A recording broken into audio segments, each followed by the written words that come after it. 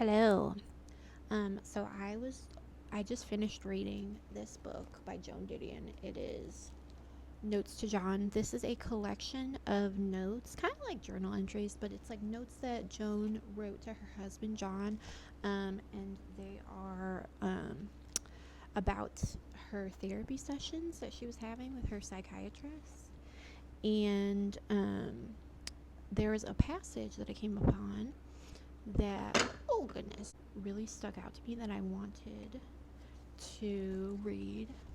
It says, I told him about the weddings of the Trilling girls, the second of which had for both of us been a kind of moment you just couldn't ignore or rationalize. That would be extremely traumatic, he said. How many oldest friends do you have in your life? Then you find out, or you think you find out, that the friendship doesn't mean quite what you thought it did. And then the psychiatrist goes on to say, that's what everybody does now. It's very unhealthy. It's not what a wedding should be about. Weddings aren't to make a star of the bride, they're to mark the moment when the couple together take their place in the community. That involves other people. So this particular section really stuck out to me for a few different reasons. One is more so on a very personal level. I recently found out that my childhood, high school, middle school best friend is getting married, and I found out I'm not invited, and that has been such a deeply painful experience for me. And it's something where it's like I feel silly even talking about it because it's not about me. And I respect that everybody has the right to invite or not include people, who they want. But I also completely resonate with what the psychiatrist was saying in this passage where, those moments where you find out that your level of care for someone, their placement in your life, does not match theirs.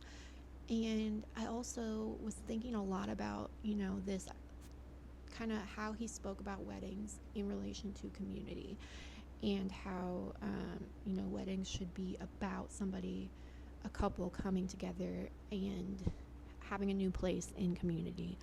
And I don't want to get too specific into weddings because I think ultimately that is somebody's wedding is a very personal decision.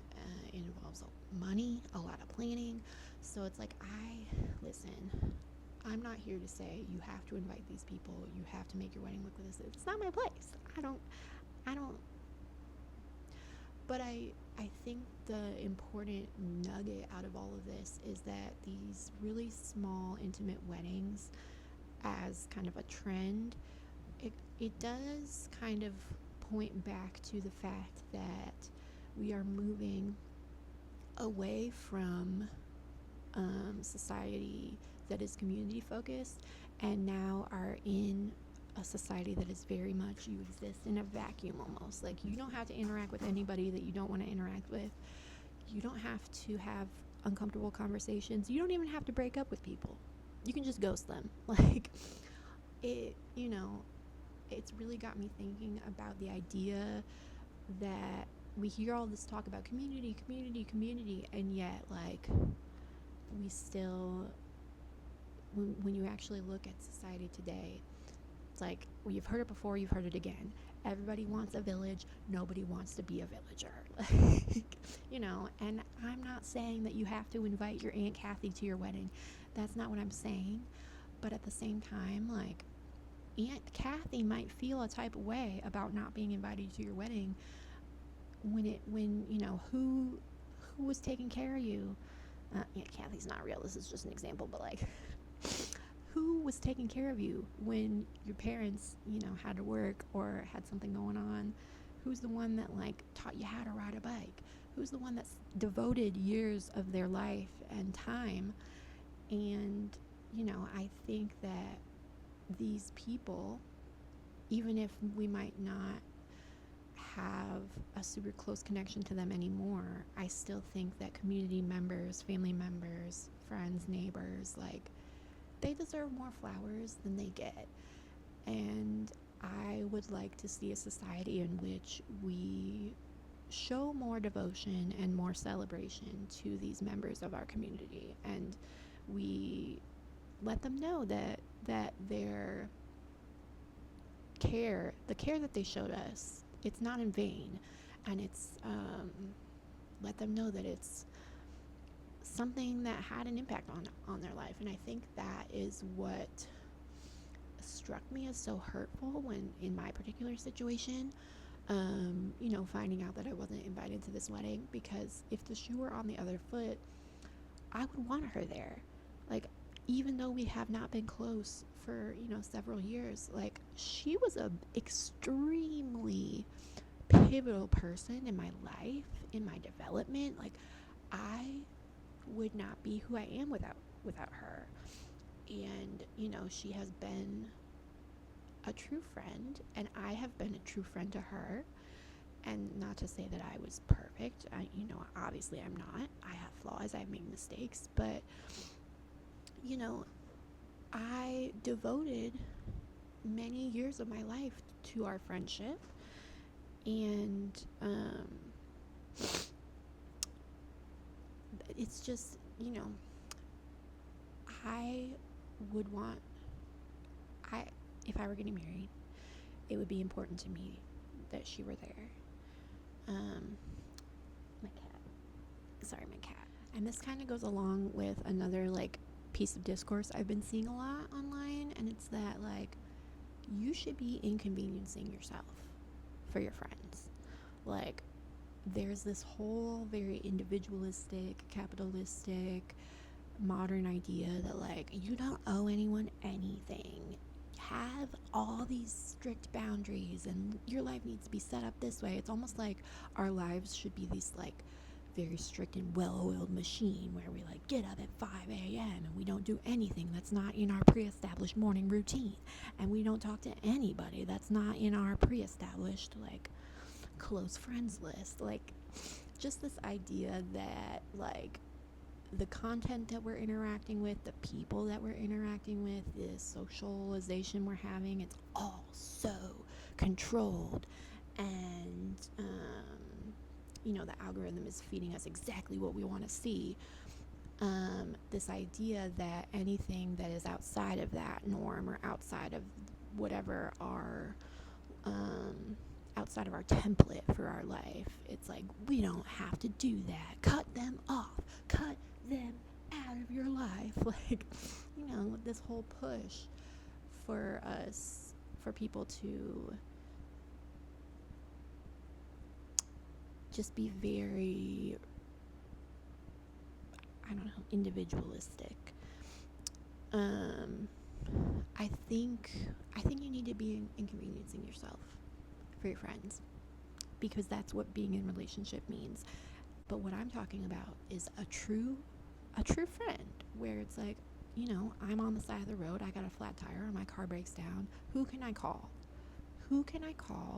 that is going to answer the phone and is going to do what they can to help? Understand and respect the fact that there's going to be times when you might ask somebody something that they are not able to provide. I get that. I respect that.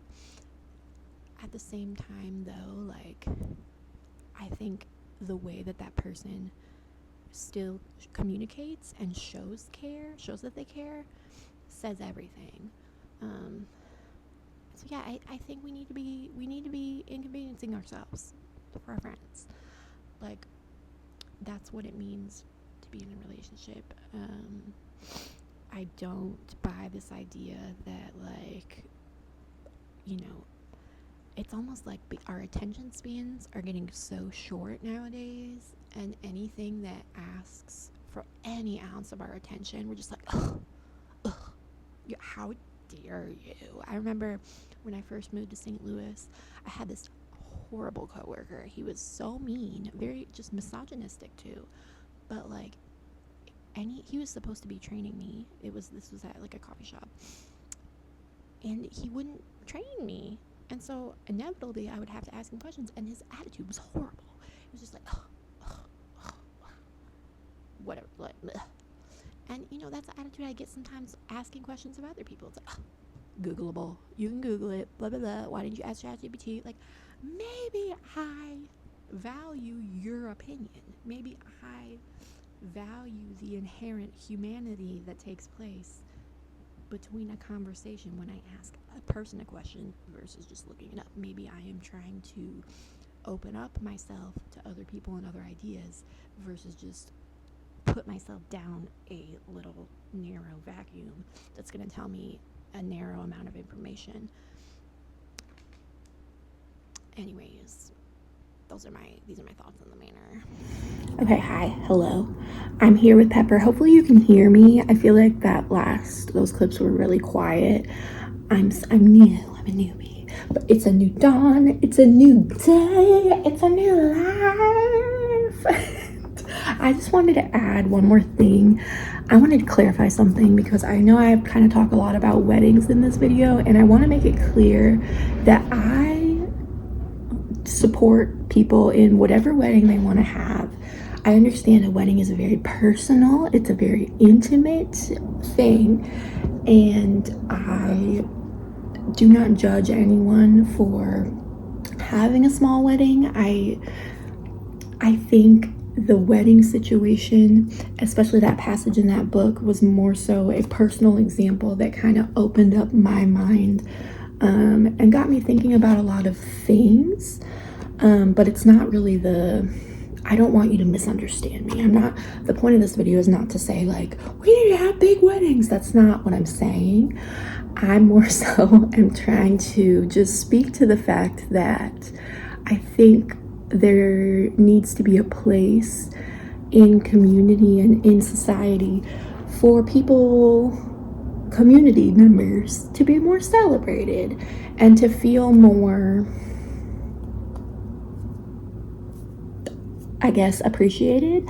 I think, especially coming from me, I'm 30 years old. I've never had like a long-term serious relationship. I've always been single. I've lived alone for 5 years. And so with all of that in mind, my family and my family of origin and my friends specifically, my friends are everything to me. And so I tend to place my friendships on a very high priority, more so than my friends who are partnered, which makes sense. But anyways, friendships are so important. They're vital for survival, and we devote years of our lives to caring for other people and for showing up for them. I wish there was more of a place where friends and neighbors and community members felt more celebrated and more appreciated. And so I guess I'll say to all the people who have dedicated years of their lives, whether it's friends, neighbors, even like teachers, church people, I see you. I honor the care that you poured into your community and your friends and your loved ones. And I think it's worth speaking to that and celebrating that, specifically for other, single people or women. I see you. We're over here holding it down. We're paying all our own bills. I didn't have a wedding registry. I didn't have a baby shower for my cats. I saw a meme that said something like, I got my bachelor's and my master's and still wasn't celebrated as much if I were to have gotten married and had a kid. And it's so true. It's so true. We got student loans. I got to worry about these rising gas prices, rising grocery prices. Like, we're over here holding it down, keeping ourselves together, all the while sometimes feeling forgotten. And so to anyone who feels forgotten, I see you, I hear you, I love you.